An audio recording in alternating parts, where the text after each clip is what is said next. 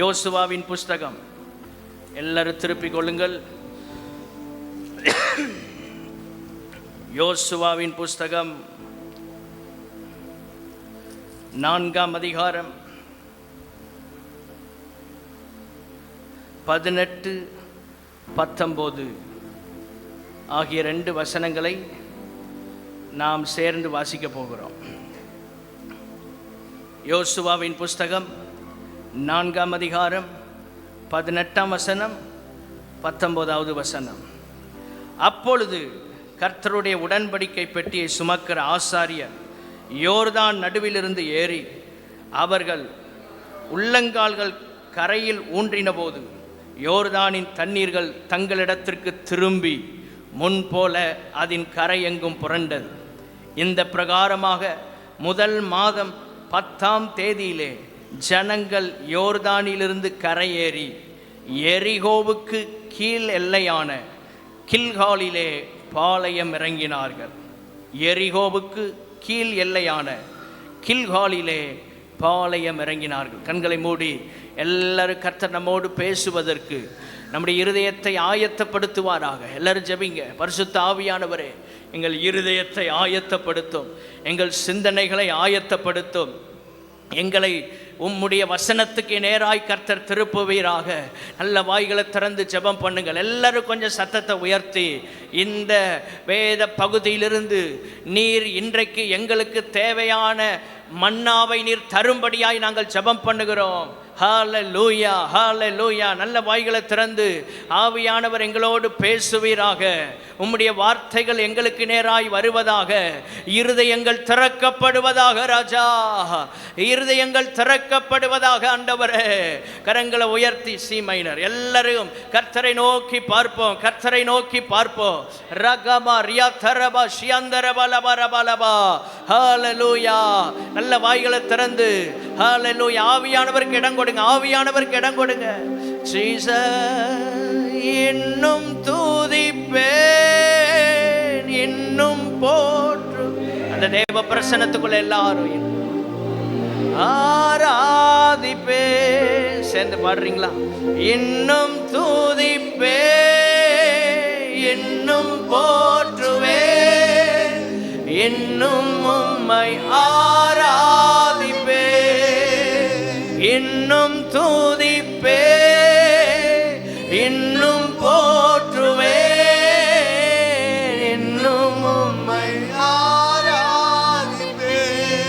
எக்காலமும் நான் துதிப்பேன், என் நேரமும் நான் போற்றுவேன். எக்காலமும் நான் துதிப்பேன், நேரமும் நான். சேர்ந்து எல்லாரும் இன்னும் துதிப்பேன், இன்னும் போற்றுவேன். ரகமாரியா தரபா ஷகமாரியா தரபா. ஓ ஜீசஸ் இன்னும் துதிப்பேன், இன்னும் போற்றுவேன், இன்னும் உம்மை ஆராதிப்பேன். எக்காலமும் நான் துதிப்பேன், என் நேரமும் நான் போற்றுவேன். எக்காலமும் நான் துதிப்பேன், என் நேரமும் நான் போற்றுவேன். ஓ இன்னும் துதிப்பேன், இன்னும் போற்றுவேன், இன்னும் ஆராதிப்பேன். நல்ல கரங்களை தட்டி கர்த்தரை ஸ்தோத்திரம் பண்ணுவோம். ஹல்லேலூயா. நல்ல விடுதலையோடு ஆவியானவர் நம்மோடு பேசுவாராக. என்ன சூழ்நிலை வந்தாலும் இன்னும் நாங்கள் உம்மை துதிப்போம் ஆண்டவரே, இன்னும் நாங்கள் உம்மை ஆராதிப்போம் ஆண்டவரே. ஹல்லேலூயா. உமக்கே மகிமையை செலுத்துகிறோம். அடியேனை மறைத்து நீர் வெளிப்படும். இயேசுவின் நாமத்தில் பிதாவே, ஆமென். ஹல்லேலூயா. ஸ்தோத்திரம். கில்காலிலே பாளையம் இறங்கினார்கள். கில்கால் என்றால் சர்க்கிள் ஆஃப் ஸ்டோன்ஸ் என்ற அர்த்தம். தேவனுடைய பிள்ளைகளே, வட்டம். ஸ்தோத்திரம். கற்கள் நிறைந்த வட்டம், அதுதான் அந்த வார்த்தையின் பொருள். இந்த பெயரிலே இந்த பரிசுத்த வேதாமத்தில் 3 இடங்கள் சொல்லப்பட்டிருக்கிறது. கில்கால் என்ற பெயரில் உள்ள 3 இடங்கள் பரிசுத்த வேதாமத்தில் சொல்லப்பட்டிருக்கிறது. ஒன்று, எரிகோவின் கிழக்கு எல்லையில் இருக்கிற இடம், அது ஒரு கில்கால். 2 சாமுவேல் 19 அதிகாரம் 40 வசனத்தில் கூட தாவீது அவனுக்கு பிரச்சனைகள் நெருக்கடிகள் வந்தபோது யோர்தானை கடந்து ஸ்தோத்திர இந்த கில்காலின் வழியாக 2 சாமுவேல் 19 அதிகாரம் 40 வசனத்திலே நாம் அதை வாசிக்க முடியும். கில்கால் மட்டும் போகிறான். ஸ்தோத்திரம். அவனுக்கு பாதிப்பும் நஷ்டமும் வேதனையும் சொந்த குடும்பத்தினரால் வந்தபோது அவன் கில்கால் மட்டும் போகிறான். ஸ்தோத்திரம். அநேக ஜனங்கள் அவனோடு கூட சென்றார்கள். கண்ணீரோடு நடந்து சென்றதை நாம் வேதத்திலே வாசிக்கிறோம். அந்த கில்கால். 2வதாக நாம் எலிசா சம்பவத்திலே வரும்போது பெத்தேலிலிருந்து 4 மைல் தூரத்தில் இருக்கிற ஒரு கில்கால். அது எலியாவும் எலிசாவும் போய் வந்த இடம். 3வதாக யோசுவாவின் புஸ்தகம் 12 அதிகாரம் 23 வசனத்தில் ஒரு கில்கால் சொல்லப்பட்டிருக்கிறது. இது அந்திபேத் கிரீக்கு என்று சொல்லக்கூடிய ஒரு இடத்திற்கு தெற்கே இருக்கிறது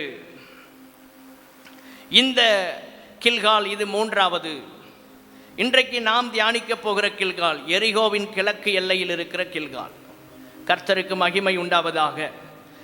இந்த கில்கால் என்கிற இடத்தில் வேதத்தில் சொல்லப்பட்ட நிறைய முக்கியத்துவம் வாய்ந்த சம்பவங்கள் நமக்கு தெரிந்திருக்கலாம். இன்றைக்கு கர்த்தர் அதிலிருந்து நம்மோடு ஒரு 7 குறிப்புகள் மூலமாக பேச போகிறார். ஸ்தோத்திரம். இந்த கில்காலிலிருந்து தேவனுடைய ஜனங்களுக்கு கர்த்தர் வைத்திருக்கிற ஆசீர்வாதங்கள் மற்ற 2 கில்காலை காட்டிலும் இது ஒரு முக்கியத்துவம் வாய்ந்த கில்கால். இந்த இடம் எரிகோவுக்கு கிழக்கு எல்லையில் இருக்கிறது. ஸ்தோத்திரம். வேதத்தில் அநேக வசனங்கள் இதற்கு சொல்லப்பட்டிருக்கிறது. கர்த்தருக்கு மகிமை உண்டாவதாக. யோசுவாவும் இஸ்ரவேல் ஜனங்களும் யோர்தானை கடந்தார்கள். யோர்தானிலே ஆசாரியர்கள் கர்த்தருடைய உடன்படிக்கை பெட்டியை சுமந்து கொண்டு அவர்களுடைய உள்ளங்கால்கள் யோர்தானில் பட்டபோது அந்த நாட்களில் யோர்தானின் தண்ணீர் கரை புரண்டு ஓடிக்கொண்டிருந்தது. அந்த தண்ணீர் அப்படியே நின்று போனது. ஸ்தோத்திரம். அந்த யோர்தானை அவர்கள் கடந்தபோது கடைசியாக ஆசாரியர்கள் உடன்படிக்கை பெட்டியை தூக்கி கொண்டு அவர்கள் உள்ளங்கால்கள் கரையில் பட்டபோது தண்ணீர்கள் திரும்பி முன்போல வந்தது. ஸ்தோத்திரம். இந்த யோர்தானை கடந்தவுடன் இந்த இஸ்ரவேல் ஜனங்களும் யோசுவாவும் வந்து பாளையம் இறங்கின இடம் கில்கால். முக்கியத்துவம் வாய்ந்த ஒரு இடம். இந்த கில்கால் அற்புதத்தை, யோர்தானிலே ஒரு பெரிய அற்புதத்தை இஸ்ரவேல் ஜனங்களுக்காக கர்த்தர் செய்தார். யோசுவா கலங்கி போய் நிற்கிறார். என்ன செய்ய போகிறோம் என்று தெரியல. இஸ்ரவேல் புத்திரர் அனைவரும் சித்தீம்ல இருந்து பிரயாணம் பண்ணி யோர்தான் மட்டும் வந்து அதை கடந்து போவதற்கு முன்பாக அங்கே ஒரு ஹால்ட், ஒரு ராத் தங்கினார்கள் என்று யோசுவா 3 அதிகாரம் 1 வசனத்திலே வாசிக்கிறோம். தடைகளை கண்டு அங்கே ஒரு ஸ்தம்பித்து நிற்கிற அனுபவம். நம் வாழ்க்கையிலும் அநேக போராட்டங்களும் நெருக்கங்களும் நம்மை சில சமயங்களில் அப்படியே ஸ்தம்பித்து நிற்க வைக்கிறது. அவர்கள் அங்கே நின்று 3 நாள் சென்ற பின்பு பாளையம் எங்கும் போய் உடன்படிக்கை பெட்டியை சுமக்கிற ஆசாரியர்கள் லேவியர்களை கண்டவுடன், நீங்களும் இந்த இடத்தை விட்டு பிரயாணப்பட்டு கர்த்தருடைய உடன்படிக்கை பெட்டிக்கு பின்பாக வாருங்கள், ஆனால் அதற்கு உங்களுக்கு இடையில 2000 முழம் தூரம் இருக்கணும். இதற்கு முன்னே நீங்கள் இந்த வழியாய் நடந்து போகவில்லை. இந்த அற்புதத்தை இதற்கு முன்பு நீங்கள் பார்க்கவில்லை. ஒரு புதிய விதத்தில் கர்த்தர் அற்புதத்தை செய்ய போகிறார்.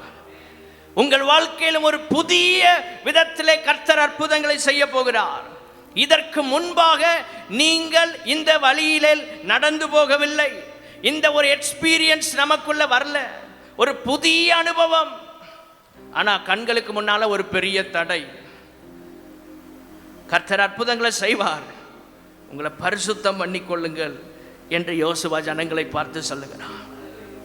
அப்படி தங்களை பரிசுத்தம் பண்ணின போது யோர்தான் 2ஆக பிரிந்தது. அவர்கள் அப்படியே யோர்தானை கடந்து கில்காலில் வந்து பாளையம் இறங்கினார்கள். யோர்தான் ஒரு பெரிய அற்புதம். ஸ்தோத்திரம். யோர்தான் ஒரு பெரிய அற்புதம். ஆமென். கரங்களை உயர்த்தி ஒரு ஆமென் சொல்லுவோம். யோர்தான் உலக சரித்திரத்திலே 3 முறை இப்படி 2ஆக பிரிந்தது.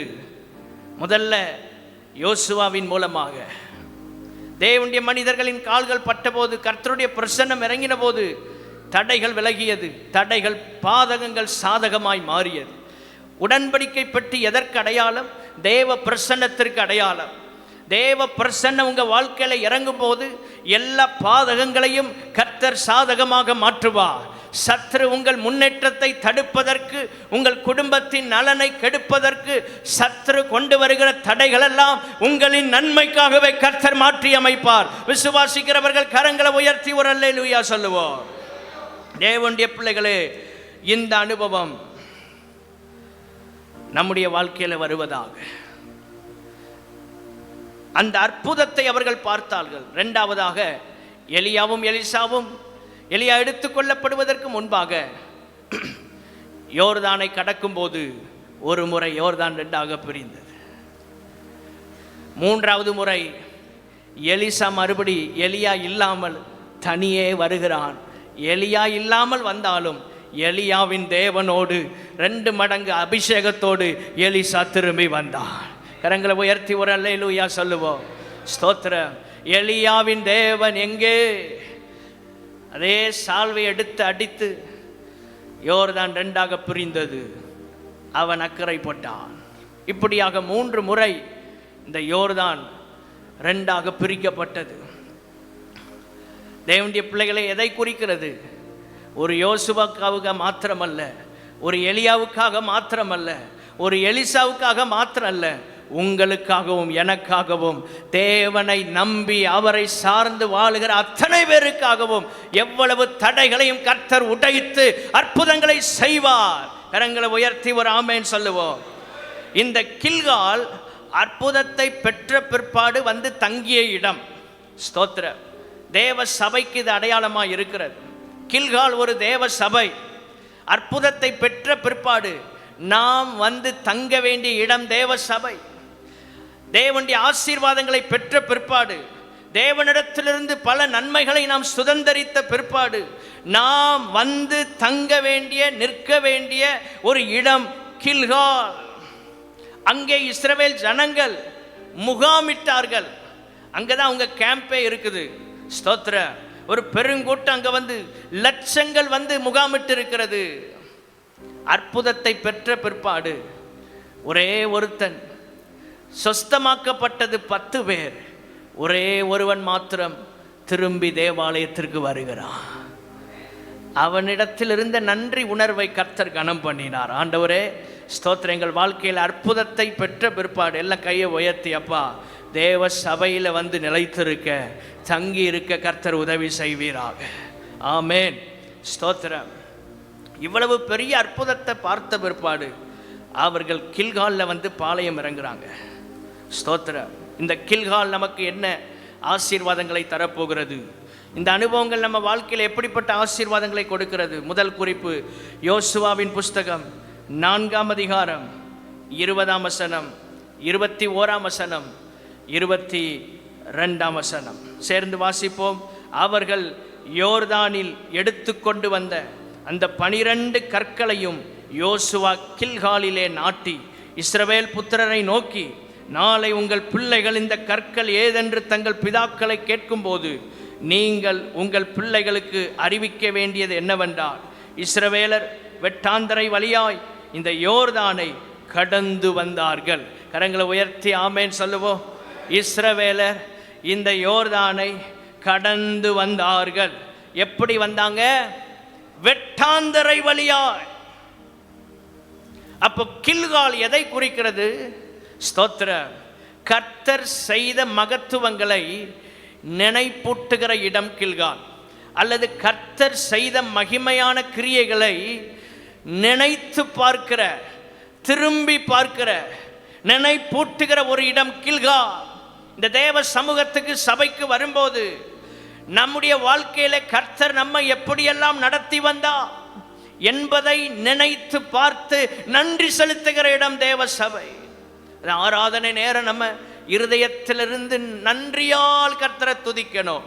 காரணம், ஆண்டவர் கடந்து வர பண்ணல, வெட்டாந்தரை வழியாய் கடந்து வர பண்ணினார்.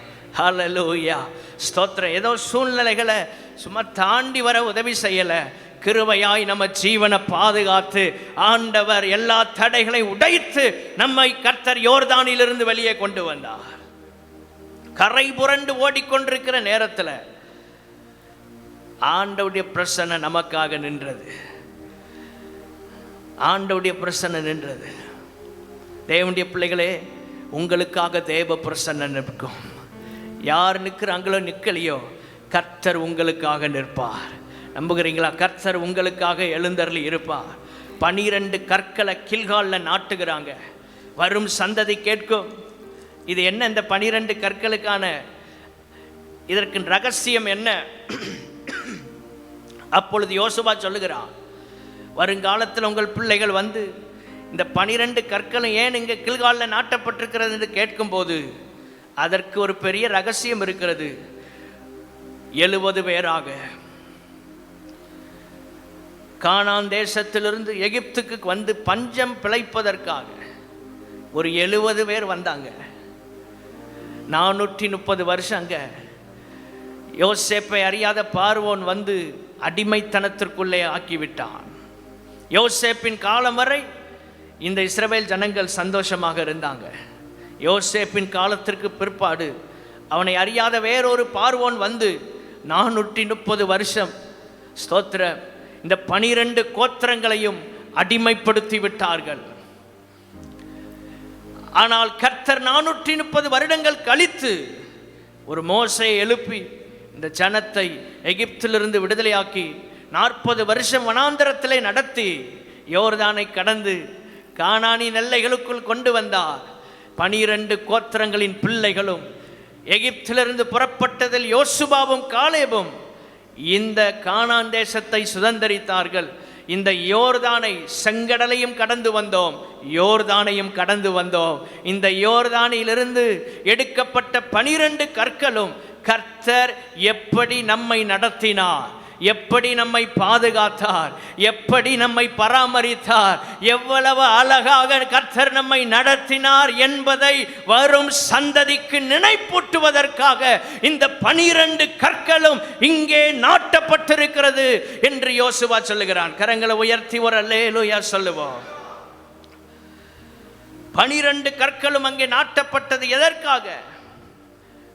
என் தேவன் என்னை அருமையா நடத்தினார். எத்தனை பேர் சொல்ல முடியாமே? எவ்வளோ போராட்டங்கள் வந்தது, ஆனாலும் கர்த்தர் நம்மளை கைவிடலை, கர்த்தர் நம்மை விட்டு விலகவில்லை. ஆமேன், ஸ்தோத்திர. கில்காலில் கொண்டு நாட்டுகிறாங்க, நினைப்பூட்டுகிற இடம். ஸ்தோத்திர. வரும் தலைமுறைக்கு நினைப்பூட்டுகிற இடம், வரும் தலைமுறையை கிறிஸ்துவுக்குள் நிலைநிறுத்துவதற்கு கர்த்தர் செய்தவைகளை ஞாபகப்படுத்துகிற ஒரு இடம் கில்கால். கர்த்தர் செய்த, நடத்தி வந்த ஆச்சரியமான பாதைகளை வரும் சந்ததிக்கு காண்பிக்கிற ஒரு இடம் கில்கால். தேவனுடைய பிள்ளைகளே, நம்முடைய வாழ்க்கையும் இந்த சபை ஒரு கில்காலாய் இருக்கிறது. வரும் தலைமுறைக்கு கர்த்தர் கடந்த தலைமுறைகளை, முற்பிதாக்களை எப்படி நடத்தினார் என்பதை எடுத்து ஞாபகப்படுத்துகிற ஒரு இடம் இந்த தேவ சபை. ஆண்டவருடைய வருகை தாமதிக்கும், ஆனால் இன்னும் எத்தனை தலைமுறைகள் இந்த சபையில் ஆராதிப்பார்களோ நமக்கு தெரியாது. ஆனால் ஆராதிக்கிற அத்தனை தலைமுறையும் இதே வைராக்கியத்தில், இதே பரிசுத்தத்தில், இதே ஆதியின் அன்பில் நிலைத்திருப்பதற்கு ஒரு 12 கற்கள் நினைப்பூட்டுதலாக தேவைப்படுகிறது. கர்த்தர் அந்த கிருபையை நமக்கு தருவாராக. எல்லா கரங்களை உயர்த்தி, ஆண்டவரே, எங்களோடு அல்ல, இன்னும்முடைய வருகை எத்தனை ஆண்டுகள் தாமதித்தாலும் இந்த கில்கால் என்கிற தேவ சபையில் வருகிற சந்ததிகள் எல்லாம் இதே வைராக்கியத்தில், இதே துடிப்போடு நிற்பதற்கு நீர் நடத்தி வந்த பாதைகளை நாங்கள் அவர்களுக்கு நினைப்பூட்டி ஊட்டி வளர்ப்பதற்கு கர்த்தர் எங்களுக்கு கிருபை தருவீராக. ஒரு அல்லேலூயா சொல்லலாமா? கிருபைத்தாங்க ஆண்டவரே. யோர்தானை கடந்தவர்களுக்கு தான் தெரியும் இந்த யோர்தான் எப்படி நின்றது என்று. ஆனால் இனி கானானுக்குள் பிறக்க போகிற பிள்ளைகளுக்கு தெரியாதல்லவா? ஆகவேதான் இந்த யோசுவா கர்த்தர் நடத்தி வந்த பாதைகளை வரும் தலைமுறையும் நினைத்து பார்க்கும் போதுதான் இந்த சந்ததி கர்த்தரை விட்டு விலகாது. கர்த்தர் எவ்வளவு வல்லமை உள்ளவர் என்பதை வரும் தலைமுறைக்கும் கொண்டு சேர்ப்பதற்காக 12 கற்களை நாட்டுகிறார். ஆமென். இந்த சபையில் ஒரு 12 கற்கள் நாட்டப்பட வேண்டும். அது ஒரு தனி பிரசங்கம். 12 கற்கள் எடுக்கலாம். தேவனுடைய பிள்ளைகளே, நம்முடைய சாட்சியின் வாழ்க்கை, பரிசுத்த ஜீவியம், நம்முடைய ஆவியில் இருக்கிற அனல், தேவ பக்தி, தேவ கிருபை, தேவனுக்காக நம்முடைய பிரதிஷ்டை, ஆமென், அர்ப்பணம், இவைகளெல்லாம் ஒரு தூண்களைப் போல, கற்களைப் போல இந்த சபையில் இருக்கிறது. உங்கள் ஜெபங்கள், உங்கள் உபவாசம், உங்கள் கண்ணீர், உங்கள் உழைப்பு, உங்கள் தியாகம், உங்கள் விசுவாசம், உங்கள் நற்கிரியை 12 கற்களாக இருக்கிறது. இது எதற்காக என்றால், வரும் தலைமுறைக்கு கர்த்தர் எப்படி தம்முடைய முற்பிதாக்களை நடத்தினார் என்பதை ஞாபகப்படுத்தி, அவர் செய்த ஆச்சரியமான கிரியைகளை வரும் சந்ததியும் காணும் வண்ணமாக கர்த்தர் கில்காலிலே இதை யோசுவாவின் மூலமாக நாட்டுகிறார். வலது கரத்தை உயர்த்தி ஆமேன் என்று சொல்லுவோம். ஆமேன். 2வது குறிப்பு, யோசுவாவின் புஸ்தகம் 10ஆம் அதிகாரம் 8வது வசனம். யோசுவா 10ஆம் அதிகாரம் 8ஆம் வசனம். சேர்ந்து வாசிப்போம். கர்த்தர் யோசுவாவை நோக்கி, அவர்களுக்கு பயப்படாயாக, உன் கைகளில் அவர்களை ஒப்பு கொடுத்தேன், அவர்களில் ஒருவரும் உனக்கு முன்பாக நிற்பதில்லை என்றார். யோசுவா கில்காலிலிருந்து முழுவதும் நடந்து திடீரென்று அவர்கள் மேல் வந்துவிட்டான். ஸ்தோத்திரம். 2வது கில்காலிலிருந்து நமக்கு கிடைக்கிற ஆசீர்வாதம், யோசுவா அவனுடைய யுத்த மனுஷர் பராக்கிரமசாலிகளும் கில்காலிலிருந்து யுத்தத்திற்காக புறப்படுகிறார்கள். யுத்தத்திற்காக கில்காலிலிருந்து புறப்படுகிறார்கள். கர்த்தர் யோசுவாவை உற்சாகப்படுத்துகிறார், நல்ல மோட்டிவேட் பண்றார். பயப்படாதே, உன் கைகளில் அவர்களை ஒப்பு கொடுப்பேன். நமக்கு நல்ல உற்சாகத்தை கொடுக்கிறவர் பரிசுத்த ஆவியானவர். ஆமென். எல்லா சூழ்நிலையிலும் நம்மை தைரியப்படுத்தி நம்மை உற்சாகப்படுத்துகிற ஒரு ஆவியானவர் நமக்குள் இருக்கிறார்.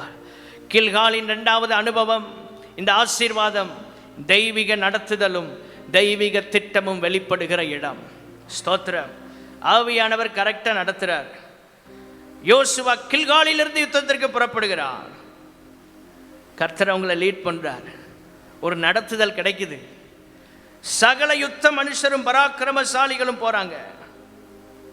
9ஆம் வசனத்தில் சொல்லப்பட்டிருக்கிறது, ராம் முழுவதும் நடந்தார்கள். ராம் முழுவதும் நடந்தாங்க. திடீரென்று சத்துருக்கள் மேலே போய் விழுந்தாங்க. இதுதான் பிளான், திட்டம். தெய்வீக திட்டங்களை தருவார். எப்படி எதிரிகளை சந்திக்கிறது, எப்படி சத்துருக்களை நாம் சமாளிக்கிறது, எப்படி இந்த பிரச்சனையிலிருந்து விடுதலை பெறுவது, எப்படி இந்த போராட்டத்திலிருந்து ஜெயம் பெறுவது, எப்படி நம்மை தற்காத்துக் கொள்வது, எப்படி நம்முடைய குடும்பத்தை காப்பாற்றிக் கொள்வது என்பதை குறித்த ஒரு தெய்வீக திட்டத்தை கர்த்தர் வெளிப்படுத்துகிற இடம்தான் கில்கால். ஒரு தெய்வீக நடத்துதலை கர்த்தர் நமக்கு கொடுக்கிற இடம்தான் அந்த கில்கால். ஸ்தோத்திரம். அவருடைய லீடிங் வேணும் எல்லாத்துலேயும். ஆண்டவர் கரெக்டாக லீட் பண்ணுறார் யோசுவாவை. அவன் கூட இருந்த எல்லா மனுஷரும் யுத்தத்துக்கு போகிறாங்க. பரிசுத்த ஆவியானவர் நம்மை நடத்துவாராக. ஹல்லேலூயா. யுத்தத்திற்கு போக வேண்டும் என்றாலும் கர்த்தருடைய நடத்துதல் வேணும். எல்லாரும் சொல்லுங்க, யுத்தத்திற்கு போகணும்னாலும் கர்த்தருடைய நடத்துதல் வேணும். எல்லாவற்றிலும் அவருடைய நடத்துதல் இருக்கணும். அதான் தெய்வீக நடத்துதலும் தெய்வீக திட்டமும் வெளிப்படுகிற இடம். ஸ்தோத்திரம். இவங்க ராம் முழுவதும் நடந்து இஸ்ரவேலுக்கு முன்பாக கலங்க பண்ணினா அவர்களை கிபியோனில் இருக்கிற மகா சங்காரமாக மடங்கடித்தாங்க. மடங்கடிக்கப்பட்டார்கள் சத்துருக்கள். கிட்டத்தட்ட இந்த கில்கால்ல இருந்து இவங்க சத்துருக்களை தேடி வந்தாங்களே, இந்த இடம் 32 கிலோமீட்டர். 8லிருந்து 10 மணி நேரம் அவர்கள் டிராவல் பண்ணி தான் இந்த கில்கால்ல இருந்து இங்கே யுத்தத்திற்கு வந்தாங்க. ராம் முழுவதும் நடந்து வரக்கு 8 மணி நேரத்திலிருந்து 10 மணி நேரம் ஆயிருக்கு. ஸ்தோத்திரம். யுத்தத்திற்கு போன போதும் ஒரு கடினமான பிரயாசம்தான். சில நேரம் ஆவிக்குரிய வாழ்க்கையில் கடினமான பிரயாசங்களை தான் நம்ம எடுக்கிறோம், கடினமான முயற்சிகளை தான் செய்கிறோம். குடும்ப வாழ்க்கையில் சில கடினமான பிரயாசங்கள் எடுக்கிறோம், முடியலை. கடினமான முயற்சி. யுத்தத்துக்கு போறதுக்குள்ளே உங்களுக்கு பயங்கர டயர்டாக இருக்கும். ஏன்னா ராத்திரியெல்லாம் தூங்காமல் நடக்கிறாங்க. அவ்வளவு பிரயாசம். திடீர்னு போய் அவங்க மேலே விழுறாங்க. எதிரிகள் நினைச்சே பார்க்கல. சில பிரச்சனைகளிலிருந்து கர்த்தர் உங்களை அப்படி வெளியே கொண்டு வர போறார். சத்துருக்கள் எல்லா வாசலையும் உங்களுக்கு அடைச்சி வச்சிருக்காங்க. நீங்க வெளியே வரக்கூடாதபடி, ஜெயிக்க கூடாதபடி, முன்னேறக்கூடாதபடி எல்லா டோரும் அடைக்கப்பட்டு இருக்கு. ஆனா கர்த்தருடைய நடத்துதல், அவருடைய திட்டமும் உங்களோடு இருக்கிறபடியினால் கில்காலில் என்கிற தேவ சபையிலிருந்து ஆவியானவர் உங்களை லீட் பண்றாரு. தெய்வீக திட்டத்தை கொடுத்து அழகா சத்துருக்கள் நினைத்து பார்க்காத விதத்தில் எல்லாவற்றையும் சங்கரித்து முறியடித்து மேற்கொள்ளுகிற ஒரு அபிஷேகத்தை கர்த்தர் உங்களுக்குள்ளே வைத்திருக்கிறார். ஹல்லேலூயா. ஒரு முன்னேற்றத்தின் ஆரம்பம். யுத்தத்திற்கு போறது அதுக்கு தான் அடையாளம். அடுத்த லெவலுக்கு போறாங்க, நெக்ஸ்ட் லெவலை நோக்கி ஓடுறாங்க. ஒவ்வொரு காரியத்தையும், ஒவ்வொரு பட்டணங்களை பிடிக்கணும், சத்துருக்களை ஜெயிக்கணும், பட்டணத்தை சுதந்திரிக்கணும், சத்துருக்களை ஜெயிக்கணும், இடங்களை சுதந்திரிக்கணும். ஏன்னா யோசுவாக்கு வேற காலங்கள் போயிட்டே இருக்கு. வயது ஆக ஆக வேகம் அதிகரிக்க கர்த்தர் உதவி செய்வாராக. ஆமென். ஸ்தோத்திர. ஏராளமான இடங்களை பிடிக்கணும், கானான் தேசத்தை சுதந்திரிக்கணும். ஆனா அதற்கு நாட்கள் இல்லை. யோசித்து பாருங்க. தேசத்தை சுதந்திரிக்கணும், ஏராளமான காரியங்களை கர்த்தர் நம்மளை நம்பி வைத்திருக்கிறார். தேவை மிகுந்த தேசத்திலே வாழ்கிறோம்.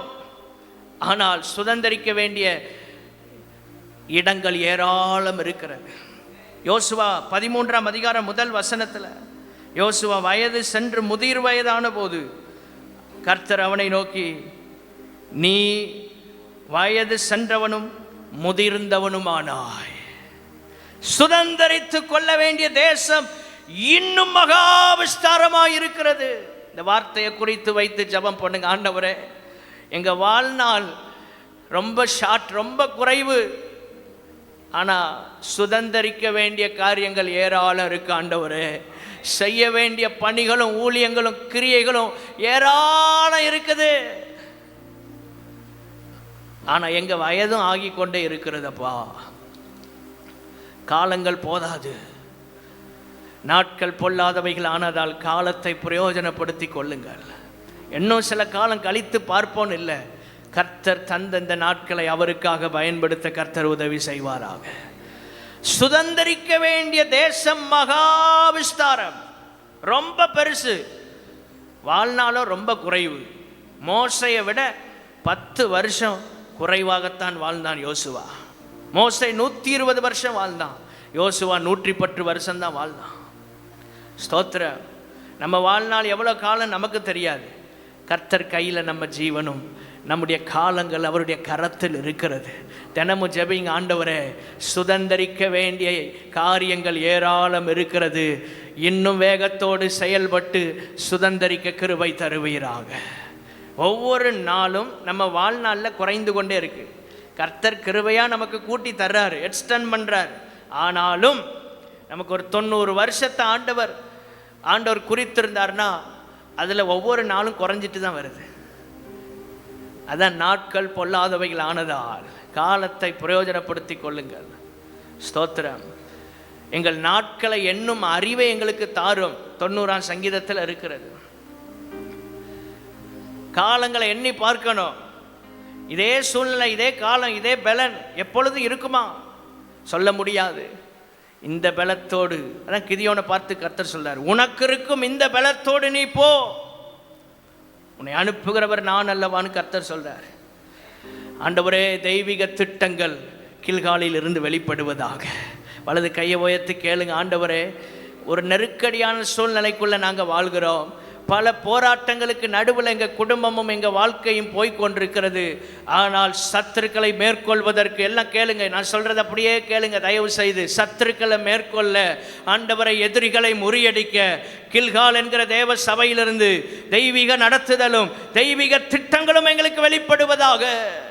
திடீரென்று வந்து விழுந்தான். யோசித்து பார்க்கல. சத்துருக்கள் சிதறி ஓடுறாங்க. கர்த்தர் வானத்திலிருந்து பெரிய கற்களை விலை பண்றார். அவர் ஒரு பக்கம் யுத்தம் பண்றார், இவங்க ஒரு பக்கம் யுத்தம் பண்றாங்க. ஸ்தோத்திரம். யோசுவா கர்த்தரை நோக்கி ஜெபிக்கிறான். இஸ்ரவேலின் கண்களுக்கு முன்பாக, சூரியனே நீ கிபியோன் மேலும், சந்திரனே நீ ஆயலோன் பள்ளத்தாக்கின் மேலும் தரித்து நில்லுங்கள். ஆண்டவர் இந்த யோசுவாவின் வார்த்தையை கனம் பண்றார். யார் தெய்வீக நடத்துதலுக்குள் இருக்கிறார்களோ, தெய்வீக திட்டத்தை நிறைவேற்றுகிறார்களோ, அவங்க சொல்ற வார்த்தையை கர்த்தர் கனம் பண்ணுவார். வலது கையை உயர்த்தி ஒரு ஆமேன் சொல்லுவோம். ஆமேன். அந்த நடத்துதலுக்குள்ள நம்ம வாழும்போது, ஸ்தோத்திர, ஆண்டவரையே நம்பி வாழும்போது, நீங்க எதை கேட்கிறீங்களோ கர்த்தர் உங்களுக்காக அதை செய்வார். ஆமேன். இந்த காலை நேரத்தில் என்ன தேவை, பிரச்சனை, எதிர்பார்ப்போடு இந்த இடத்துல இருந்தாலும், யோவான் 15ஆம் அதிகாரம் 7ஆம் வசனத்தின் கடைசி பகுதி, நீங்கள் கேட்டு கொள்ளப்படுவது எதுவோ அது உங்களுக்கு செய்யப்படும். யோசுவா எதை கேட்டானோ அதை கர்த்தர் செய்தார். நீங்கள் இன்றைக்கு எதை கேட்கிறீர்களோ அதை கர்த்தர் உங்களுக்காக செய்ய போகிறார். விசுவாசித்தால் மாத்திரம் ஒரு ஆமென் சொல்லலாமா? ஹல்லேலூயா. நீங்கள் கேட்பதை பெற்றுக்கொள்ள போகிறீர்கள். அதுதான் ஜெபம். அதுதான் தேவனுடைய பிள்ளைகளுக்கு கர்த்தர் கொடுத்த ஆசீர்வாதம். நீங்கள் கேட்கிறதை கர்த்தர் தருவார். சாலமோன் ஆண்டவரிடத்தில் கேட்டதையும் கொடுத்தார், கேட்காத ஐஸ்வர்யம், கனம், மகிமையும் கொடுத்தார். ஆமென். உனக்கு முன் உனக்கு சரியானவனும் இல்லை, உனக்கு பின்னும் உனக்கு பின்னாலையும் உனக்கு இணையான ராஜா ஒருத்தர் எழும்ப போறதில்லை. இப்படி ஒரு இவனோட ஒப்பிட முடியாத அளவில் கர்த்தர் சாலமோனை தூக்கி எழுப்பினார். ஆமென் சொல்லுவோம். கர்த்தர் உங்களுக்கும் அதே ஆசீர்வாதத்தை கொடுப்பாராக. கர்த்தர் அவனை உற்சாகப்படுத்தி அனுப்புகிறார். எப்பெல்லாம் நமக்கு ஒரு சின்ன ஒரு போராட்டமும் பிரச்சனைகளும் மனதை வேதனைப்படுத்தும் போது இந்த தேவன் நம்மை உற்சாகப்படுத்தி கொண்டே இருப்பார். எங்கேருந்து உற்சாகம் வருது தெரியுமா? கீழ்காலில் இருந்தால் கர்த்தர் பேசுகிறார். இவன் புறப்படவும் கர்த்தர் பேசுகிறார். நீ பயப்படாத. தேவ சபையிலிருந்து உங்களை கர்த்தர் உற்சாகப்படுத்துகிறார். பயப்படாதே, உன் கைகளில் அவர்களை ஒப்பு கொடுப்பேன். எந்த ரூபத்தில் எவ்வளவு திட்டங்களை மறைமுகத்தில் பிசாசு உங்களுக்கு விரோதமாக போட்டாலும் யூத ராஜசிங்க உங்களோடு கூட நிற்கிறார். எதுவும் உங்களை மேற்கொள்ள முடியாது. ஆமென். கர்த்தர் உங்கள் பட்சத்தில் உங்களுக்கு நிழலாக இருப்பார். பகலில் வெயில், இரவுல நிலவு உங்களை சேதப்படுத்தாது. கர்த்தர் உங்களை எல்லா தீங்குக்கும் விலக்கி காப்பார். இந்த சங்கீதத்தை தினமும் முடிந்த வாசிங்க. கர்த்தர் உன் ஆத்துமாவை காப்பார். ஆமென். கர்த்தர் என் போக்கையும் வரத்தையும் இது முதற்கொண்டு என்றைக்கும் காப்பார். ரொம்ப அவசியமான ஒரு சங்கீதம். இதெல்லாம் பாரம்பரியம் நினைச்சிடாதீங்க. இதெல்லாம் நம்ம வாழ்க்கைக்கு தேவையான சங்கீதம். 121ஆம் சங்கீதம், 91ஆம் சங்கீதம், 23ஆம் சங்கீதம், இதெல்லாம் டெய்லி வாசிக்கக்கூடிய சங்கீதங்கள்.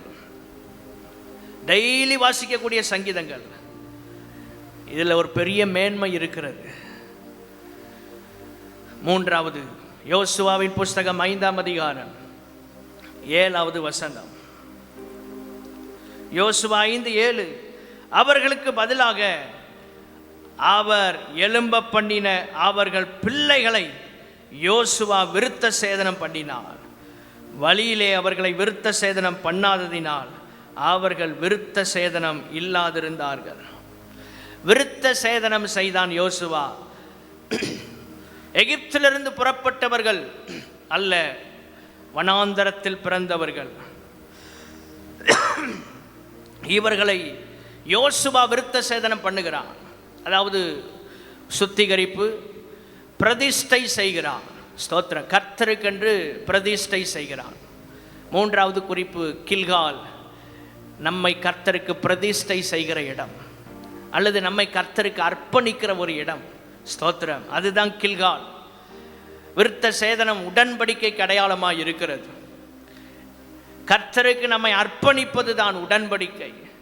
பலிபீடத்தில் நம்மை முற்றிலும் வைப்பது. கலாத்தியர் 2:20 கிறிஸ்துவுடனே கூட சிலுவையில் அறையப்பட்டேன், ஆயினும் பிழைத்திருக்கிறேன், இனி நான் அல்ல, கிறிஸ்துவே என்னில் பிழைத்திருக்கிறார். ஹல்லேலூயா. இது ஞானஸ்நானம் பெற்ற ஒவ்வொருவரும் கிறிஸ்து இயேசுவோடு உடன்படிக்கை செய்தவர்கள் இந்த அனுபவத்திற்குள் வாழ்கிறார்கள், இந்த அனுபவத்திற்குள் வருகிறார்கள். இந்த உடன்படிக்கையின் அனுபவம் பிரதிஷ்டை செய்யப்பட்ட ஒரு வாழ்க்கை. பலிபீடத்தில் வைத்து நம்ம பலியாக கொடுத்தாச்சு, இனி எழும்பவே முடியாது. பலிபீடத்தில் இருக்கிற ஒரு பலி மிருகம் அது தன் விருப்பத்தை செய்யவே முடியாது. பிரதிஷ்டைக்குட்பட்டவர்கள் நாம். நம்முடைய மனசும் மாம்சமும் விரும்புகிறபடி நாம் வாழ முடியாது. கில்கால் என்றால் ஒரு பிரதிஷ்டைக்கு உட்படுத்தப்பட்ட வாழ்க்கை. ஒரு நாள் தேவசபை, 6 நாள் நம்ம மனம் போன வாழ்க்கை அல்ல. ஒரு பிரதிஷ்டைக்குள்ள நம்ம வாழ்கிறோம். சிம்சோன் பிரதிஷ்டை செய்யப்பட்டவன். அந்த பெலன் பிரதிஷ்டையை காத்து கொள்கிற வரைக்கும் அவனோடு இருந்தது. என்றைக்கு பிரதிஷ்டையை உடைத்தானோ அன்றைக்கு ஆவியாண்டிய பெலன் அவனை விட்டு போனது. ஸ்தோத்திரம். நம்ம வாழ்க்கையில் ஆண்டவரே, கில்காலில் யோசுவா அவர்களை மீண்டும் அந்த சந்ததியை தலைமுறையை பிரதிஷ்டை பண்ணுறான், பரிசுத்தப்படுத்துகிறான், சுத்திகரிப்பு செய்கிறான். நாங்களும் எங்களை ஒரு முறை கூட பலிபீடத்தில் வைக்கிறோம்ப்பா. எல்லாம் வலது கரத்தை உயர்த்தி, ஆண்டவரே மேஜர் கொடுங்க, எங்களை நாங்கள் உம்முடைய பலிபீடத்திலே வைக்கிறோம். எல்லாரும் சொல்லுங்க, வாய்களை திறந்து, ஆண்டவரே மீண்டும் ஒரு பிரதிஷ்டைக்கு உட்படுத்துவீராக. ஹல்லேலூயா. மீண்டும் ஒரு சுத்திகரிப்பு எண்ணில் உண்டாவதாக. ஹல்லேலூயா. மேஜர் மீண்டும் ஒரு சுத்திகரிப்பு எண்ணில் உண்டாவதாக. நாங்கள் உம்மக்கு எங்களை முற்றிலும் அர்ப்பணிக்கிறோம் ஆண்டவரே, முற்றிலும் அர்ப்பணிக்கிறோம். இயேசு தேவா அர்ப்பணித்தே என்னையே நான் அர்ப்பணித்தே, ஏற்றுக்கொள்ளும் ஏந்தி கொள்ளும் என் இதயம் வாசம் செய்யும். ஏற்றுக்கொள்ளும், கேளுங்க, ஏந்தி கொள்ளும் என் இதயம் வாசம் செய்யும். என் ஆத்மாவும் சரீரமும், உங்க சத்தம் உயரட்டும், என் ஆண்டவர்க்கே சொந்தம். இனி வாழ்வது நான் அல்ல, என்னிலே இயேசு வாழ்கிறார். ஒரு பிரதிஷ்டைக்கு உட்படுத்தப்பட்ட வாழ்க்கைக்குள் கர்த்தர் நம்மளை கொண்டு வருவாராக. 4வது குறிப்பு, யோசுவாவின் புஸ்தகம் 5:9 சேர்ந்து வாசிப்போம். ரொம்ப முக்கியமான ஒரு வசனம். கர்த்தர் சொல்ற வார்த்தை, கர்த்தர் நேரடியாக சொல்ற வார்த்தை. கில்காலை குறித்து கர்த்தர் சொல்றாரு. கர்த்தர் யோசுவாவை நோக்கி, இன்று எகிப்தின் நிந்தையை உங்கள் மேல் இராதபடிக்கு புரட்டி போட்டேன் என்றார். அதனால் அந்த ஸ்தலம் இந்நாள் வரைக்கும் கில்கால் எனப்படுகிறது. நிந்தையை புரட்டி போட்ட இடம் கில்கால். உங்க வாழ்க்கையில பலவிதமான நிந்தைகள், அவமானங்கள், தலைகுனிந்த வாழ்க்கை, எப்படியோ நம்ம வாழ்க்கை மேல போக வேண்டியது, நிந்தனைக்குள் வாழ்கிறோம். அவமானத்துக்கு நடுவில் வாழ்க்கை போயிட்டு இருக்கு. இந்த காலை நேரத்தில் கர்த்தர் சொல்றார், இந்த கில்காலின் ஆசீர்வாதம் உங்களை நிந்தையை புரட்டி போடுகிறது. கல்லறையின் கல்லை புரட்டி போட்ட ஒரு தூதனை கர்த்தர் அனுப்பி உங்கள் நிந்தையை புரட்டி போடுகிறார். கரங்களை உயர்த்தி ஒரு அல்லேலூயா சொல்லலாமா? நிந்தை புரட்டி போடப்பட்ட இடம் கில்கால். எவ்வளவு கஷ்டம், எவ்வளவு அவமானம், எவ்வளவு நிந்தையை சகிச்சு கொண்டிருக்கிறீங்க. தாங்க முடியாத வேதனை, வெளியே சொல்ல முடியாத ஏக்கம், இருதயம் அடைத்து போய் ஒரு ஹார்ட் அட்டாக் வருவது போல உங்க இருதயத்தில் அவ்வளவு பாரத்தை சுமந்து கொண்டிருக்கிறீங்க. ஆனாலும் திடீரென்று எதுவும் சம்பவித்தா என் குடும்பத்தின் நிலை என்னாகும்? உங்களை நீங்களே தேற்றி பார்க்கிறீங்க, ஆற்றி பார்க்கிறீங்க, தைரியப்படுத்தி பார்க்கிறீங்க, பாட்டை கேட்குறீங்க, செய்தியை கேட்குறீங்க. ஆனாலும் நினைத்த ஆறுதல் வரவில்லை. இந்த காலை நேரத்தில் ஆண்டவர் சொல்லுகிறார், கில்காலின் அனுபவத்திற்குள் வந்திருக்கிற உங்களின் நிந்தையை கர்த்தர் புரட்டி போடுவாராக. அல்லேலூயா, ஸ்தோத்திரம். சத்ரு உங்கள் வாழ்க்கையில இந்த சூறாவளியை போல நிந்தையை கொண்டு வருகிறார். ஒரு சூறாவளியை போல நிந்தனை வந்து உங்களை சுழற்றி அடித்துக் கொண்டிருக்கிறது. உங்கள் வாழ்க்கையை சேதப்படுத்தி விட்டது. உங்கள் விசுவாசத்தை அசைத்து பார்க்கிறது. ஏன் ஆண்டவரே என்று பல கேள்விகளோடு நிற்கிறீர்கள். ஆனாலும் இந்த காலை நேரத்தில் நிந்தையை புரட்டி போடுகிற கில்காலுக்கு கர்த்தர் உங்களை கொண்டு வந்திருக்கிறார். கில்கால் என்றால் என்ன? நிந்தை புரட்டி போடப்பட்ட இடம். உங்களை அடைப்பதற்காக, உங்களை பலவீனப்படுத்துவதற்காக, உங்களை சின்னாபின்னமாக உடைப்பதற்காக பிசாசு உங்கள் மேல கல்லை வைக்கிறார். இயேசு எழும்பக்கூடாது, இயேசுவின் வல்லமை இந்த உலகத்திற்கு தெரியக்கூடாது, இயேசுவின் உயிர்த்தெழுதலை மறைப்பதற்காக சாத்தான் கல்லறையிலே கல்லை வைத்து முத்திரை போட்டு சேவகர்களை அனுப்பி பாதுகாப்பை வைத்த போதும் கல்லறையின் கல்லை ஆண்டவருடைய வல்லமை புரட்டி தள்ளினது போல இந்த காலை நேரத்தில் ஒரு வல்லமை, தேவனுடைய உயிர்த்தெழுதலின் வல்லமை உங்கள் வாழ்க்கையில தேவ வல்லமை வெளிப்படக்கூடாதபடி, உங்கள் பிள்ளைகள் மூலமாக தேவ பிரசனம் வெளிப்படக்கூடாதபடி சாத்தான் வைத்த நிந்தை என்கிற கல்லை கர்த்தர் ஒரு தூதனை அனுப்பி புரட்டி தள்ளுகிறார். விசுவாசித்தால் மாத்திரம் கரங்களை தட்டி நல்ல ஆவியில நிரம்பி ரகபா ஷியத்தரபா ரகபா ரியந்தலபரபல இயேசுவின் நாமத்தினால விடுதலை, இயேசுவின் நாமத்தினால நிந்தை புரட்டி போடப்படுகிறது. நிந்தை புரட்டி போடப்படுகிறது. ஹல்லேலூயா, ஸ்தோத்திர. ஆண்டவர் இந்த காலை நேரத்தில் உங்களுக்காக ஒரு அற்புதத்தை செய்ய போகிறார். எத்தனை பேர் விசுவாசத்தோடு எதிர்பார்ப்போடு இருக்கிறீங்க? தேவ வார்த்தைக்கு உள்ள உங்களை இணைச்சிருங்க. ஒரு வார்த்தையை கூட மிஸ் பண்ணிடாதீங்க. உங்கள் கவனம் முழுவதும், உங்கள் அட்டென்ஷன் எல்லாம் தேவ வசனத்துக்குள்ளே வந்துருச்சுன்னா இந்த இடத்தை விட்டு போகும்போது நிந்தைய கர்த்தர் புரட்டி போடுவா. எந்த கல் மறைப்பதற்காக வைக்கப்பட்டதோ, இயேசுவின் வல்லமையை மறைப்பதற்காக ஒரு கல் வைக்கப்பட்டது. ஆனால் அதே கல்லை புரட்டி தள்ளி இயேசுவின் வல்லமையை வெளிப்படுத்துகிற ஒரு நிலையில கர்த்தர் மாற்றினார்.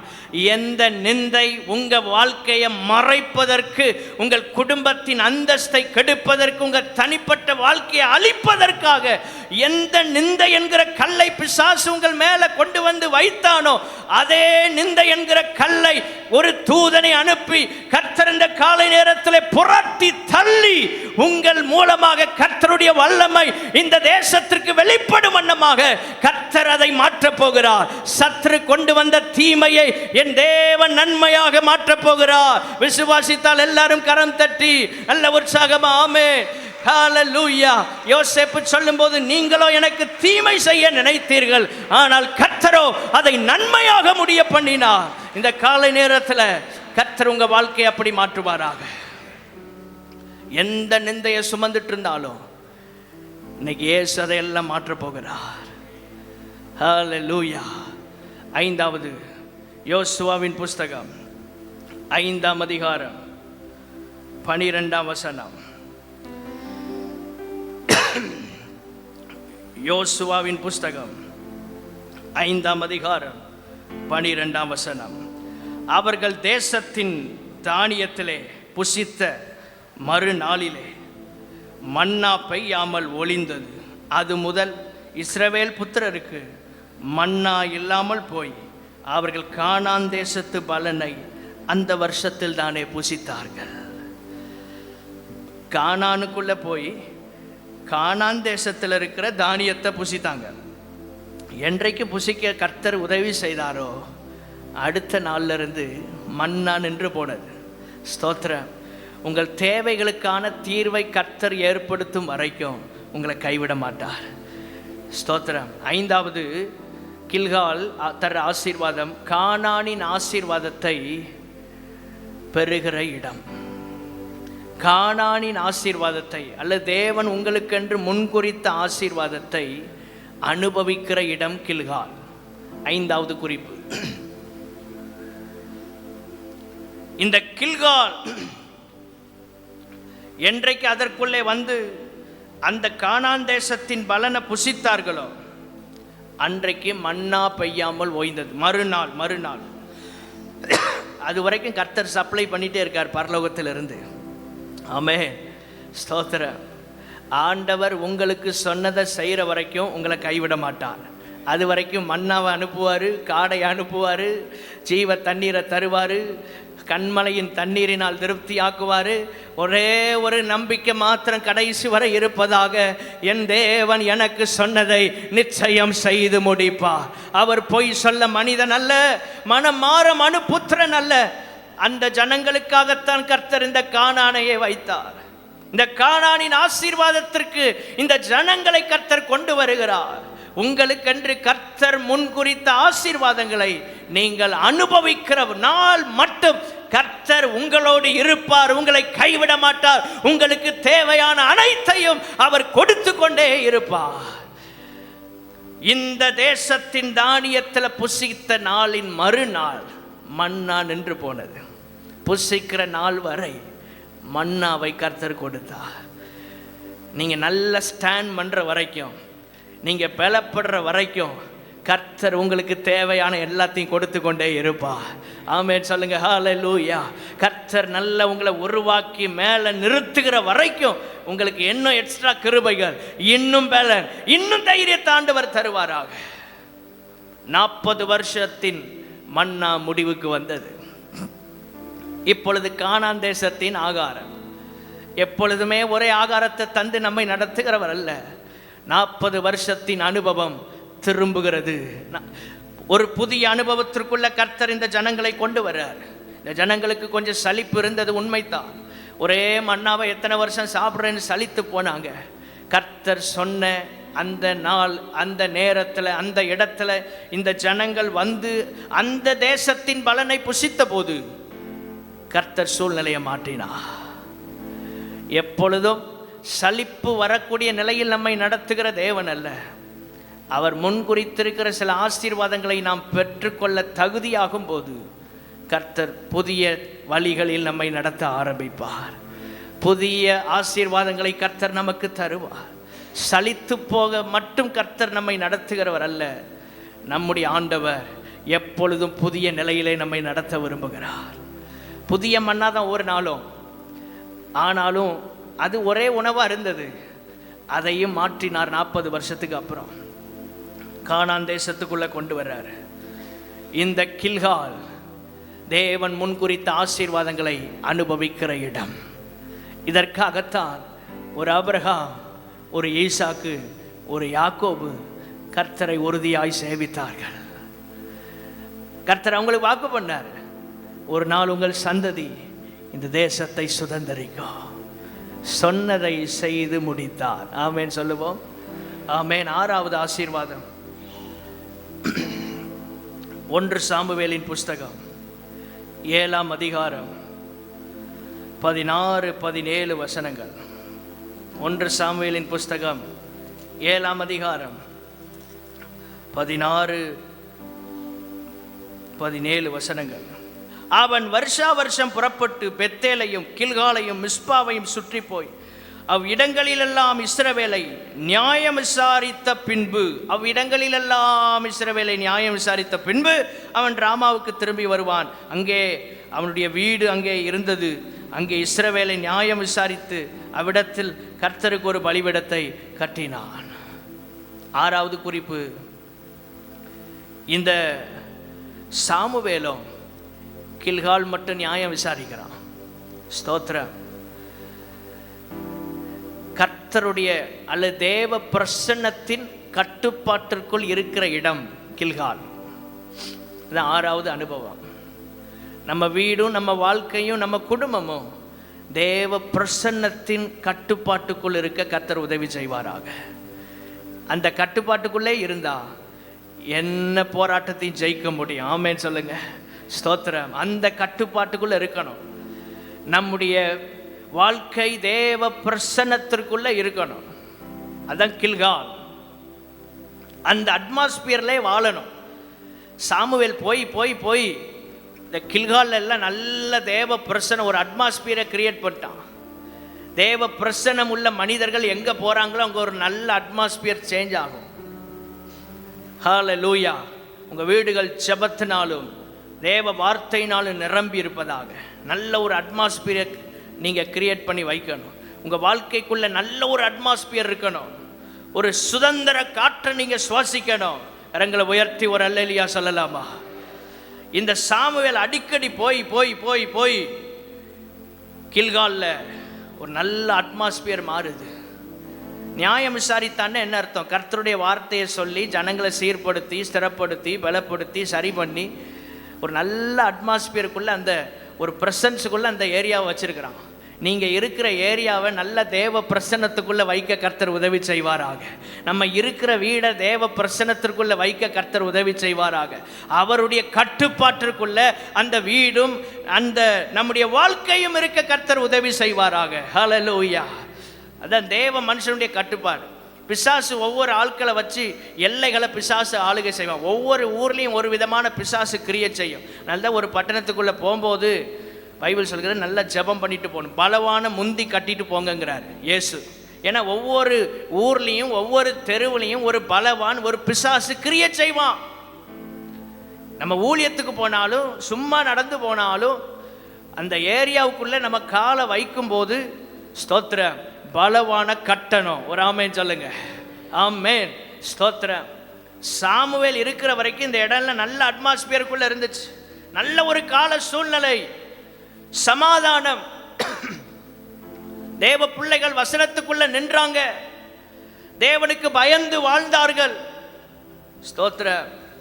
இந்த தேவ பிரசன்னம் நம்முடைய எல்லைகளுக்குள் கிரியை செய்வதாக. எல்லாரும் கேளுங்க. ஆண்டவரே, என் தனிப்பட்ட வாழ்க்கை உங்கள் பிரசன்னம் என்கிற கட்டுப்பாட்டுக்குள் இருப்பதாக. ஹல்லேலூயா. ஒரு ஆமென் சொல்லுங்க. ஸ்தோத்திரம். ஆண்டவருக்கு மட்டும்தான் எப்பொழுதும் எஸ் சொல்லணும், அவைலபிளாக இருக்கணும். ஆண்டவருக்கு மட்டும்தான் நம்ம எப்பொழுதும் என்ன செய்யணும், ஆயத்தமாக இருக்கணும். அப்படி உங்கள் வாழ்க்கை இருந்தால் தேவ பிரசன்னத்துக்குள்ள ஒரு நல்ல அட்மாஸ்பியரில் நீங்கள் வாழ முடியும். ஒரு ஆமென் சொல்லலாமா? கரங்களை உயர்த்தி ஒரு அல்லேலூயா சொல்லுங்க. ஸ்தோத்திரம்.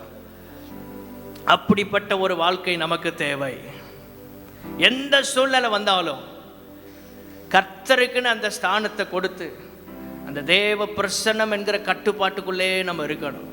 அந்த ஜெப தூபத்துக்குள்ளே வாழணும். தேவ பிரசன்னம் இல்லாத மனுஷர்களோடு நம்ம போகும்போது தேவ பாதுகாப்பு இருக்காது. சில நேரம் கிருபையாக பாதுகாத்தாலும் நம்ம பிரசன்னத்தை இழந்து தான் வருவோம். ஸ்தோத்திரம். தேவ பிரசன்னத்தை இழந்துருவோம். சவுலோடு யோனத்தான் யுத்தத்துக்கு போனனால என்னாச்சு? தேவ பிரசன்னம் இல்லாத ஒரு மனுஷனோட யோனத்தான் யுத்தத்துக்கு போன போது நீதிமான இருந்த யோனத்தானும் மரித்து போனான். அதைத்தான் சொல்லி தாவீது அழுறான். அதைத்தான் சொல்லி தாவீது புலம்புகிறான். ஸ்தோத்திரம். எப்படிப்பட்ட ஆட்களோடு இருக்கிறோம் அதை பொறுத்து தான் நம்ம ஆசீர்வாதமும் இருக்கும். ஸ்தோத்திரம். யோனத்தான் தாவீதோடு இருந்தார்னா தப்பியிருப்பான். உயிருக்குயிராக நேசித்தான். தாவீதும் யோனத்தானும் பைபிளில் அவங்கள மாதிரி ஒரு பாசமுள்ள ஒரு கேரக்டர்ஸை பார்க்க முடியாது. ஸ்தோத்திரம். அவ்வளவு ஸ்நேகம். யோனத்தான் தாவீதுக்காக எல்லாத்தையுமே கொடுத்தான். ஆனால் தாவீதோடு இருக்க மனசு இல்லை. அந்த அட்மாஸ்பியருக்குள்ளே வாழ பிடிக்கலை. ஒரு கம்ஃபர்ட் ஜோன்லேயே வாழ்ந்துட்டான். அதிகாரம், அத்தாரிட்டி இதிலே வாழ்ந்துட்டு இருக்கான். அதுதான் அவனுக்கு முக்கியமா இருக்கு. ஸ்தோத்திரம். அரண்மனை பதவியை கூட விட்டுருவேங்கிறான். நீர் தான் ராஜா, நான் அடுத்த ஸ்தானத்துக்கு வர்றேன். இப்படி யாராவது சொல்லுவாங்களா? ராஜாங்க பதவிக்கு தகுதியா இருந்த யோனத்தான் துணிந்து போய் யுத்தம் பண்ணி சத்துருக்களை வெட்டி வீழ்த்தினவன் ஒரு ஆயுதத்தாரியை தான் கூட்டிட்டு போனான். அப்படிப்பட்ட மனுஷன் எவ்வளவு பெருந்தன்மை, எவ்வளவு சந்தோஷம் தாவீது மேல, எவ்வளவு பிரியம். ஆனா ரொம்ப அந்த இடத்தை வாசிக்கும் போது கண்ணீரா வரும். கொஞ்சம் தாவீதோடு மாத்திரம் அந்த இடத்துல இருந்திருந்தான்னா யோனத்தான் தப்பு வைக்கப்பட்டிருப்பான். ஆனா எல்லாத்தையும் கொடுத்தவன் தன்னுடைய வசதி வாய்ப்பை இழக்க விரும்பல. ஸ்தோத்திரம். எவ்வளவு நேசம் தாவீது மேல இருந்த போதும் சில விஷயங்களை விட்டு கொடுக்க முடியாம போனா, பாதுகாப்பு இல்லாம திரும்பி வர முடியாம போயிடுச்சு. ஆண்டவரே, நீர் எங்களுக்கு வைத்த தேவ பிரசனம் என்கிற அந்த கட்டுப்பாட்டுக்குள்ள, அந்த அட்மாஸ்பியருக்குள்ள ஆண்டவரே நாங்கள் நிற்பதற்கு கிருபை தருவீராக. எல்லாம் வலது கையை உயர்த்தி கேளுங்க. ஆண்டவரே, அந்த கட்டுப்பாட்டுக்குள்ள நிற்க உதவி செய்யுங்க. அந்த பிரசனத்துக்குள்ள வாழ எல்லாம் கேட்கலாமா? ஆமே. கிருபை கொடுப்பீராக. அதுதான் பாதுகாப்பு, அதுதான் பாதுகாப்பு. அங்கதான் பாதுகாப்பு இருக்கிறது. ஸ்தோத்திர. தாவீதோடு இருக்காம போயிட்டான். நீங்க அந்த வேத பகுதியை வாசித்து பாருங்க, ரொம்ப கண்ணீர் தான் வரும். தாவீது கதறுகிறான், யோனத்தானுக்காக அழுது புலம்புகிறான். யோனத்தான் மேல் வைத்த பாசத்து நிமித்தம்தான் 2 காலு முடமானவனுடைய மகன் மேவிபோசேத்தை கடைசி மட்டும் தன்னுடைய பந்தியிலே உட்கார்ந்து அசனம் பண்ணுகிற பாக்கியத்தை அவனுக்கு தாவீது கொடுக்கிறான். ஹல்லேலூயா. ஸ்தோத்திரம். இந்த யோனத்தான் தாவீதோடு இருந்தான்னா பைபிள்ல வித்தியாசமான அனுபவங்கள் எல்லாம் கிடைச்சிருக்கும். பெரிய பெரிய தாழ்வில் கூட இருந்தவன் தாவீது உயரத்துக்கு வரும்போது அவனை பார்க்கிற பாக்கியம் யோனத்தானுக்கு இல்லாமல் போச்சு. தேவ பிள்ளைகளே, நம்ம கஷ்டத்தில் நிறைய பேர் கூட இருக்கிறாங்க. நம்ம வாழ்க்கையில் உயர்வடையும் போதும் நம்ம கூட அவர்கள் நிற்பதற்கு கர்த்தர் கிருபை தருவாராக. தாவீதின் தாழ்வில் கூட இருந்த யோனத்தான் தாவீது உயர்த்தப்படும் போது அவன் இல்லாமல் போய்விட்டான். ஏதோ சில சூழ்நிலையின் காரணமாக வசதிகளையும் சில காரியங்களையும் விட்டு கொடுக்க முடியாமல் போனான். திரும்பி வர முடியல. இன்னைக்கு எத்தனையோ பேர் உலகத்தை அனுபவிக்க போறாங்க. திரும்பி வர முடியுமா? சந்தேகம். பராக்கிரமசாலிகள் விழுந்து போனாங்கன்னு 2 சாமுவேல் 1:27 தாவீது புலம்புகிறான். பராக்கிரமசாலிகள், போர் முகத்துல பராக்கிரமசாலிகள் விழுந்தாங்க. யோனத்தானே, உயரமான ஸ்தலங்களிலே வெட்டுண்டு போனாயே. 2 சாமுவேல் 1:26 என் சகோதரனாகிய யோனத்தானே, என்ன பாசம். ஸ்தோத்திரம் தாவீதுக்கு. உனக்காக நான் வியாகுலப்படுகிறேன், நீ எனக்கு வெகு இன்பமாயிருந்தாய். இந்த வசனம் ரொம்ப முக்கியமான ஒரு வசனம். அவங்க நேசத்தை பாருங்க. உன் சிநேகம் ஆச்சரியமாய் இருந்தது, ஸ்திரீகளின் சிநேகத்தை பார்க்கிலும் அதிகமாக இருந்தது. இப்படி ஒரு அன்பை பார்க்க முடியுமா உலகத்துல? ஸ்திரீகளுடைய சிநேகத்தை விட இந்த அன்பு ரொம்ப பெருசா இருந்துச்சே. ஆனா போயிட்டியப்பா. தாவீதோடு அந்த காட்டுக்குள்ள போயிருந்தான்டா, யோனத்தான் ஜீவன் தப்பி இருக்கும். ஸ்தோத்திரம். திரும்பி வர முடியல. ஆண்டவரே, நீங்க வைத்த எல்லைக்குள்ள நல்ல வாய்ப்பு யோனத்தானுக்கு. ஏன்னா அவ்வளோ உயிருக்கு உயிருக்கா தாவீதை ஒன்று நேசிக்கிறாங்க. அவன் கூட இருந்திருக்கலாம். மிஸ் பண்ணிட்டான் வாய்ப்பை. திரும்பி வர முடியலை. வலது கையை உயர்த்தி, ஆண்டவரே, தேவ பிரசன்னம் என்கிற கட்டுப்பாட்டின் எல்லைக்குள்ள எங்களை காத்து கொள்வீராக. அதற்காக எவ்வளவு தியாகம் செய்வதற்கு எங்களை அர்ப்பணிக்கிறோம். 7வது கடைசியாக 1 சாமுவேல் 11:14. அப்பொழுது சாமுவேல் ஜனங்களை நோக்கி, நாம் கில்காலுக்கு போய் அங்கே ராஜ்யபாரத்தை ஸ்திரப்படுத்துவோம், வாருங்கள். ஜனங்கள் எல்லாரும் கில்காலுக்கு போனார்கள். அவ்விடத்திலே கர்த்தருடைய சந்நிதியில் சவுலை ராஜாவாக ஏற்படுத்தினார். சவுல் ராஜாவாக ஏற்படுத்தப்பட்ட இடம் கில்கால். 7வதாக ஸ்தோத்திர, தேவன் நம்மையும் நமக்கு கொடுத்தவைகளையும் ஸ்திரப்படுத்துகிற இடம் கில்கால். சவுலையும் சவுலுக்கு கர்த்தர் கொடுத்த அதிகாரம், ராஜாங்கம் என்கிற அதிகாரத்தை ஸ்திரப்படுத்தினான் சாமுவேல். ஸ்திரப்படுத்தினார். கர்த்தர் உங்களையும் உங்கள் குடும்பத்தையும் உங்கள் கைகளில் கொடுத்த ஏராளமான ஆசீர்வாதங்களையும் கில்கால் என்கிற தேவ சபையிலே இன்றைக்கு கர்த்தர் ஸ்திரப்படுத்த போகிறார். எல்லாரும் ஜெபிக்க போறோம். ஆமென். கர்த்தர் இன்றைக்கு ஸ்திரப்படுத்த போகிறார்.